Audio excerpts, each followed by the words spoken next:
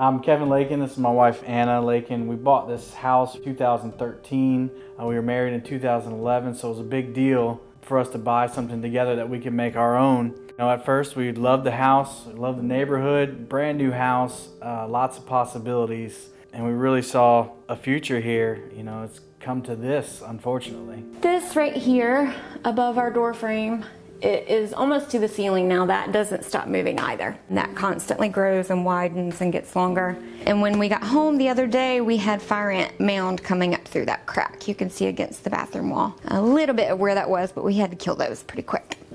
The sheetrock started to crack straight across, and now that's pulling apart and separated. Our fireplace backs up right here. And it goes all the way down into the corner. And then you see the split all up against the window. The windowsill separated, and then you have where it's broken here. It's slowly made its way over to the electrical outlet, so I don't use that one anymore. You can't lock this window.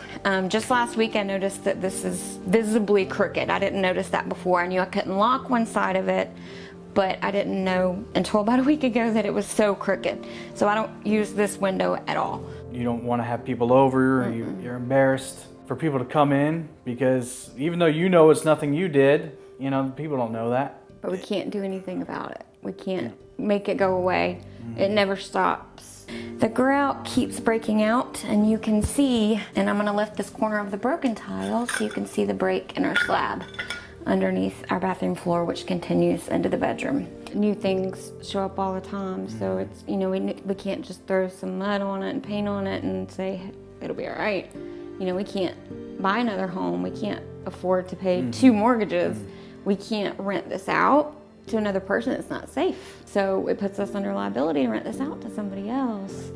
And even if who would want to buy this house knowing, we'd have to tell them. It'd be fairly obvious anyway that something major is wrong with this home. Even if we fix all the sheetrock, there's still the big cracks in the floors, and who's not going to notice that? Nobody's going to buy this house and pay. And you can see behind on the door frame, there is a crack right here that keeps moving. It just gets bigger and bigger, and nail pops have just started in the last few months. I can't latch my laundry room door. It just does what it wants. So I can't secure that door. We have no property value if this is what's going to happen to our home. It does impact your life, impacts your pursuit of happiness and your well-being emotionally and financially. We're just hopeful and praying to God that this comes to an end and we're able to buy our forever home and we won't have to deal with this anymore. That's a tour of our home. Every room is affected, and we feel like our house is falling into a hole.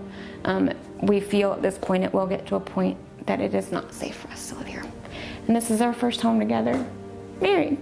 And it's really painful to have your first home together fall apart.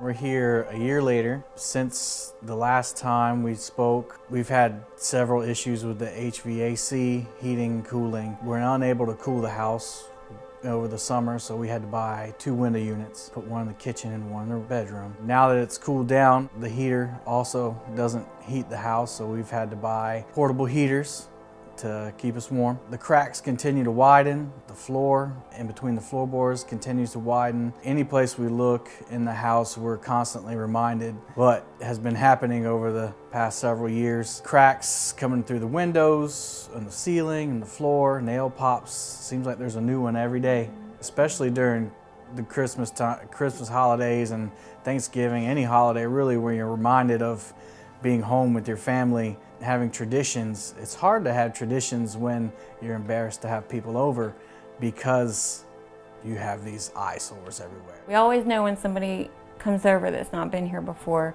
We have to prepare them before they walk in the door, just so they know we're not letting our house fall to pieces. This is what's happened, and have to prepare them so we don't feel embarrassed. If we had to move or relocate, God forbid we had to find new jobs, we couldn't sell this house. And renting it, nobody would want to rent it looking like this. When we bought this house, we thought that at the time we'd be spending the rest of our lives here. We're happy.